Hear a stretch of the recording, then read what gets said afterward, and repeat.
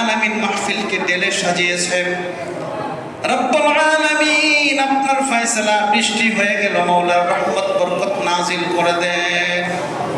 রব্বুল আলামিন কষ্ট করে যারা আজকে মাওলাল কারীম এই মাহফিলকে ঢেলে সাজিয়েছে, হেদায়েতের জন্য মাওলা একটা বীজ হিসাবে এই মাহফিলকে কবুল আর মঞ্জুর করে নেন।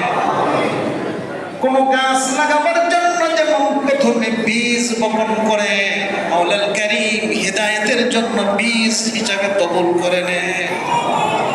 আমাদের মধ্যে যত শিরিক বিদআত রব্বুল আলামিন যত খুরাফাত রয়েছে মাওলা, সমস্ত কিছু মাওলা দূর করে দিয়ে মাওলা একমাত্র আপনার হুকুম মানার জন্য নবী সাল্লাল্লাহু আলাইহি ওয়াসাল্লামের সুন্নতি জিন্দেগীর মহব্বত আমাদের দিলে ভরপুর করে দেন।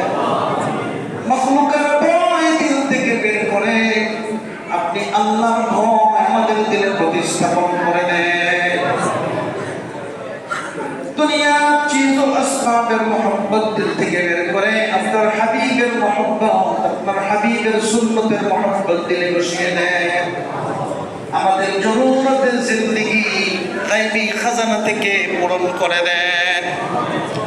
রব্বুল আলামিন মাওলাল কারীম আমরা যারা হাত বাড়িয়ে দিয়েছি জানি না কার মা নাই কার বাবা নাই। রব্বুল আলামিন মাওলাল কারীম 10 মাস 10 দিন মা জননী উদরে ধারণ করেছে। কনকনে শীতের মধ্যে, কনকনে শীতের রাতেও মাওলাল কারীম আমাদের মা জননী আমাদেরকে পেশাবের মধ্যে ফেলে না রেখে বিনিদ্র রজনী যাপন করেছে।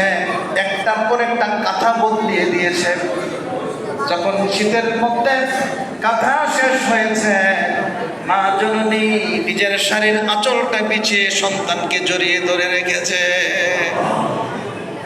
যখন আঁচল পেশাব করে পরে দিয়েছি, মা জননী বুকের মধ্যে সন্তানকে জড়িয়ে রাত্র কাটিয়ে দিয়েছে। মা যখন গর্ভ ধারণ করেছে, বাবা অন্ধকারে হাত দিয়ে দেখে মা তো পাশে নাই।